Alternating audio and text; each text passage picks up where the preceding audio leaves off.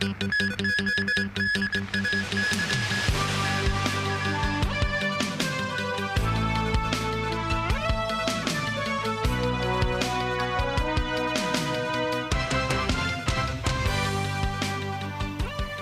and welcome to TVB News.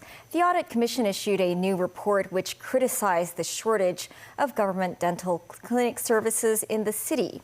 The annual quota of appointment slots at the clinics has fallen from 40,000 to 20,000 in just 4 years. The Department of Health said the reduction was caused by the pandemic. Timothy Lee has our top story. Having a toothache is worse than a serious illness. It's a common saying in Hong Kong. Due to the long queuing time for government dental clinics, many had to resort to private dentists. It's a problem that's been a source of frustration for residents. This person said people have trouble eating or sleeping because of toothaches, and those who can't afford treatment need to borrow money. While this woman said she would go to dental clinics in Shenzhen instead because of the long waiting time in the city. Hong Kong currently has 11 government dental clinics providing emergency services. This clinic in Kennedy Town offers 42 appointment slots per day on Monday and Friday, while this one in Kowloon City offers 42 and 21 slots on Mondays and Thursdays respectively. This, as the latest Audit Commission report indicated, government dental clinics have reduced the number of appointment slots from some 40,000 in the 2018-19 financial year to around 20,000 in the 2022-23 period. The Department of Health said the cause of the drop was the need for staff during the pandemic. The government auditor noted that patients had to queue for around 7 hours at some clinics for appointment slots. The body suggested such clinics to review their appointment system and return the quantity of service to pre-pandemic levels. Meanwhile, a former president of the Hong Kong Dental Association pointed to challenges facing local dentists.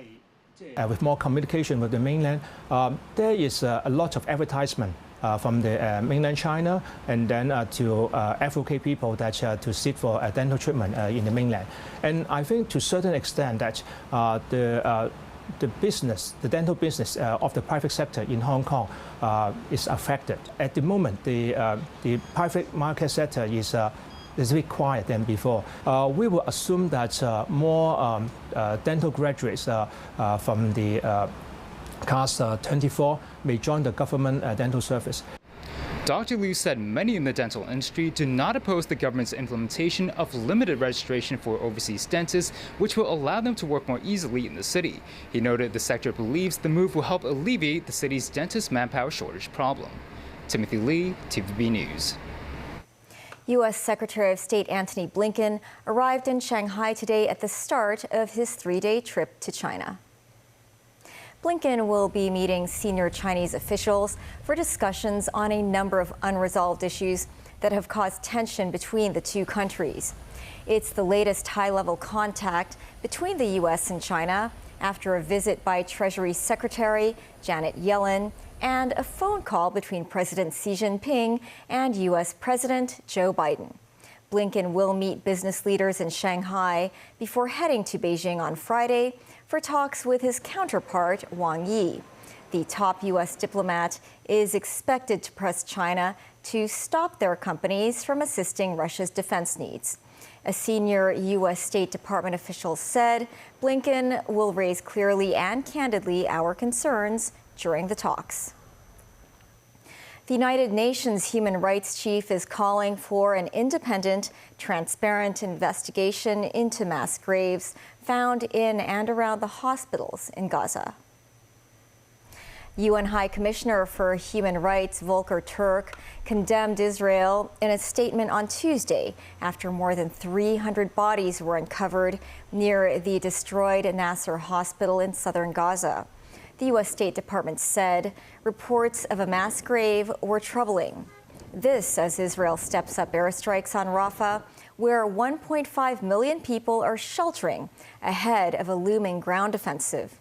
The Israeli military has ordered residents in the northern Gaza Strip to evacuate urgently ahead of a new planned onslaught in the area.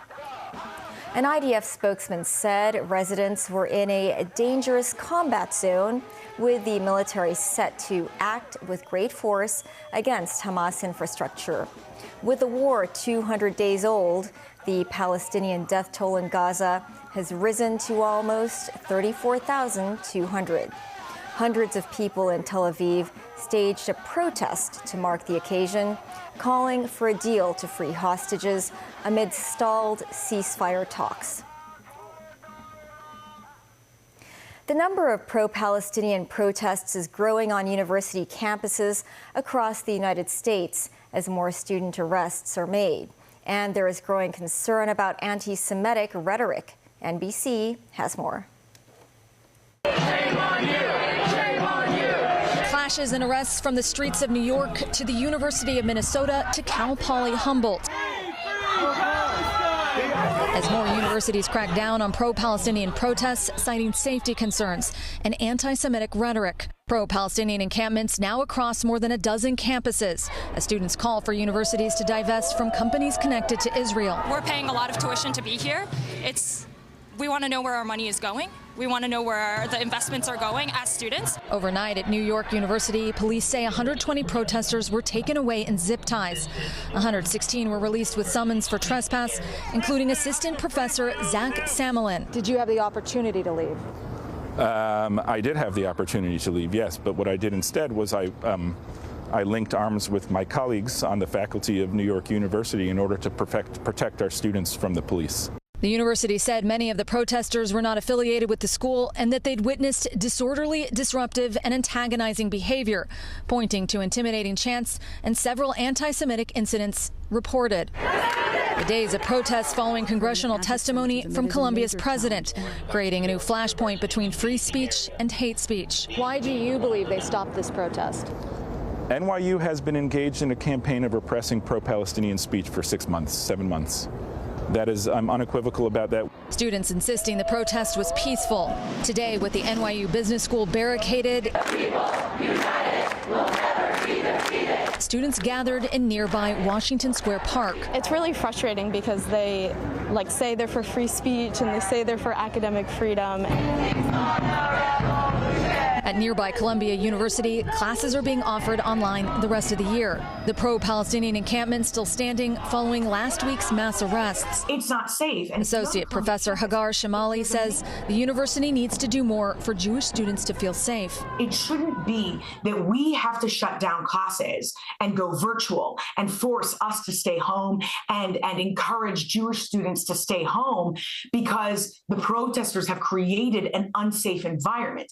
It should be the other way around. Meanwhile, U.S. House Republicans demanding Colombia's president resign immediately for failing to crack down. The U.S. Senate has passed $95 billion in war aid to Ukraine, Israel, and Taiwan. It marks the end of months of furious debate on U.S. involvement in foreign wars, with the Pentagon expected to rush new weapons to the front lines of Ukraine's war with Russia. U.S. President Joe Biden said Congress has answered history's call at a critical inflection point after the Senate voted 79-18 in favor of the bill. Republicans helped the House of Representatives on Saturday pass the bill before it came to the Senate. Nazvi Karim has more. It's a reflection of Russia's ascendancy in the war. But more U.S. hardware is on the way to the front lines. After the Senate late on Tuesday passed a bill that includes $61 billion in military aid for Ukraine, the Pentagon says new air defense systems and ammunition could be delivered to the battlefield within days. Already $1 billion of the package is ready to be sent once U.S. President Joe Biden signs a bill into law on Wednesday. After more than 6 months of hard work, many twists and turns in the road, America sends a message to the entire world. We will not turn our back on you. We tell our allies, we stand with you. We tell our adversaries, don't mess with us. We tell the world we will do everything to defend democracy and our way of life. Ukrainian President Volodymyr Zelensky, in a social media post, praised the U.S. as the leader of the free world. Republicans opposed the package, saying the U.S. should instead focus on surging migrants at the Mexico border. The GOP Senate Minority Leader Mitch McConnell was among those who supported the bill. This is an important day for America and a very important day for freedom-loving countries around the world. And one of the good things that's come out of this, it seems to me, is we've paid attention to the facts, underfunding defense, the importance of standing up for our friends, that we can't sort of hide out in isolation here in the hopes that they'll give up on us if we give up on them. The U.S. Senate passed legislation Tuesday that would force TikTok's China-based parent company ByteDance to sell the social media platform under the threat of a ban in the United States. TikTok had earlier vowed to file a court challenge. The bill will also disrupt the lives of content creators who rely on the platform for income. Tracy Furness has more. Yeas are 79. The nays are 18. The motion to concur in the House amendment to the Senate amendment to H.R. 815 is agreed to. With this U.S. Senate vote, the bill to ban TikTok in the United States is one step further to becoming reality. Chinese company ByteDance, which owns TikTok, has to divest the popular short video app within the year if it's to keep its 170 million U.S. users. U.S. lawmakers are worried that Chinese authorities could access the data of Americans who use the app. TikTok says it has not and would not share U.S. user data with the Chinese government. The bill passed by the U.S. House of Representatives last Saturday, and U.S. President Joe Biden is set to sign the bill into law Wednesday. TikTok is set to challenge the bill on First Amendment grounds, and U.S. TikTok users are also expected to take legal action again. A U.S. judge in Montana blocked a state ban of the app last November, citing free speech grounds. The TikTok bill is attached to a $95 billion foreign aid package. In 2020, then President Donald Trump was blocked by the courts in his bid to block TikTok and Chinese-owned WeChat in the United States. Tracy Furness, TVB News. Still ahead, 3 Chinese astronauts set to embark on the Shenzhou 18 manned space mission tomorrow. And the 1,000-hand Guanyin dance performed by people with disabilities.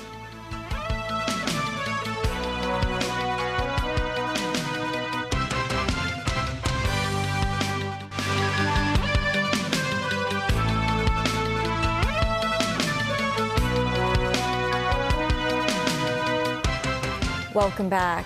Speaking during a visit to Italy, British Home Secretary James Cleverly hailed the UK's migrant deportation deal with Rwanda as a new and creative deterrent to an old and growing problem.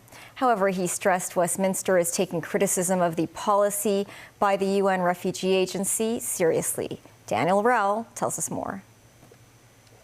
British Home Secretary James Cleverly's visit to Italy came hours after Westminster approved legislation to enable the government to deport some people who enter the UK illegally to Rwanda. The deal in which Britain will pay Rwanda to process the migrants is aimed at deterring people from crossing the English Channel from France and clamping down on human trafficking. The Rwandan government welcomed approval of the bill, saying it underscores the work it has done to make Rwanda safe and secure since the genocide that ravaged the country 30 years ago. However, human rights groups have said the deal violates the rights of migrants that are enshrined in international refugee conventions. On Tuesday, the UN High Commissioner for Refugees said the UK-Rwanda deal is not compatible with international refugee law because it uses an asylum model that undermines global solidarity and the established international refugee protection system. Cleverly defended the deal as a necessary response to a problem that has outgrown the international institutional way of processing migrants, but added he is taking the UNCHR criticism seriously. Of course I will look at what they're saying. We don't... I will look at the evidence base the UNHCR put forward. Of course we will. Respect the UN enormously. Cleverly also called the drowning of another 5 people trying to cross to the UK heartbreaking news. Earlier on Tuesday, French authorities report at least 5 people died when the engine of a boat overloaded with more than 100 migrants stopped a few hundred meters off the coast of Pas-de-Calais, and some people fell into the water. Rescuers picked up 49 people, but 58 others who remained on board the vessel refused to disembark and continued on towards Britain. Daniel Rell, TVB News.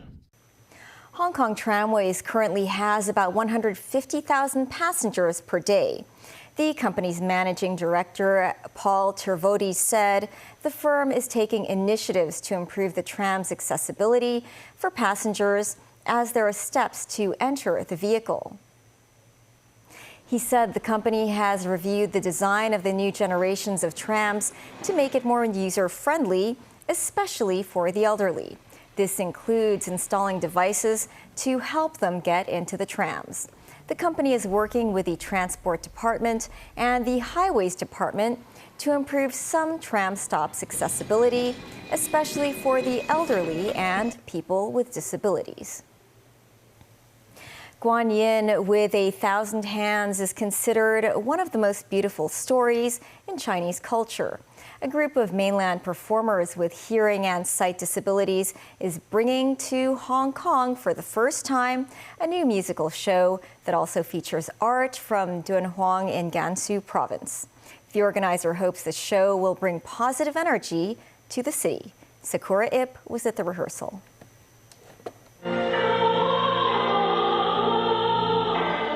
From a mural painting in Dunhuang's Morgao Cave, the thousand-handed, thousand-eyed Bodhisattva has come alive on stage.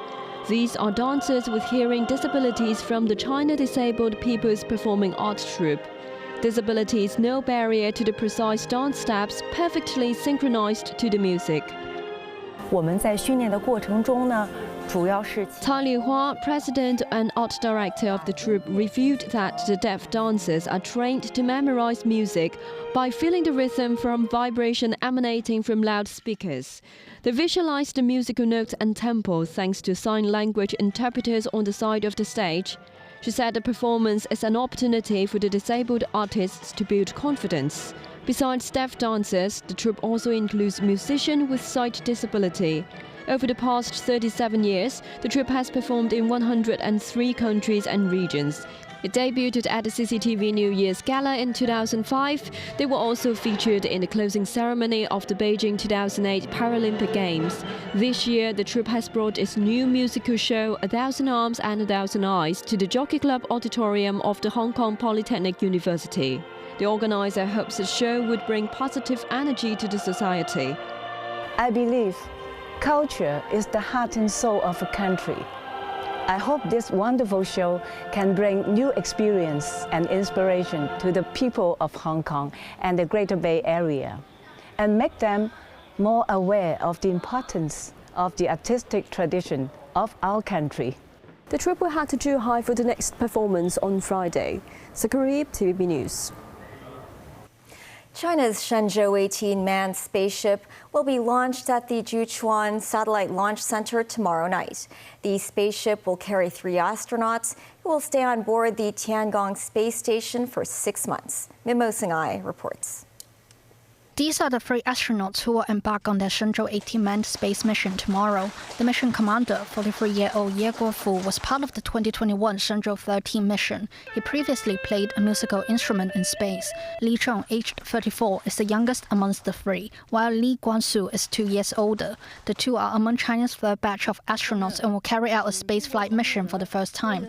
While this is Ye's 2nd Shenzhou mission, he mentioned the differences between the 2 tasks.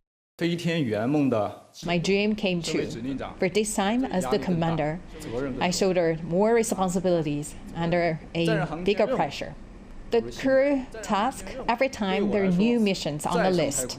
For my 2nd time to space, it's a new start. We should also work together as a team. The youngest astronaut, Li Chong, said the 3 crew members have many things in common. We had a lot of similarities in terms of age, background, but also we share the same mission. Li Guangsu, meanwhile, talked about what he anticipates. Cannot wait to experience the weightless experience. There is no wings, but I still can fly. What a great experience for me. The trio will meet the Shenzhou 17 crew at the Tiangong space station for a crew rotation. The Shenzhou 17 crew will return to Earth by the end of this month. The new crew aboard the space station will conduct more than 90 experiments during their 6-month stay in space. One of the experiments will be China's first in-orbit aquatic ecological research project, with zebrafish and goldfish algae being used to establish a self-cycling aquatic ecosystem in orbit. It's hoped that the project will achieve a breakthrough in the growth of vertebrates in space. The team who handles the experiment said zebrafish is chosen because some of their genes are similar to humans. Meanwhile, the China Manned Space Agency said the selection of the fourth batch of astronauts will soon be completed, including the selection of payload specialists from Hong Kong and Macau. Deputy Director of the agency, Lin Xinqian, said the fourth batch of astronauts will work with other crew members to take part in the following-up space station missions. In November last year, Lin led the China Manned Space Agency delegation to Hong Kong. He said he hoped new space science and applied science projects suggested by Hong Kong and Macau institutions can be conducted at the Tiangong Space Station in the future. Musin, TVB News. That's the news. Thanks for watching. Bye for now.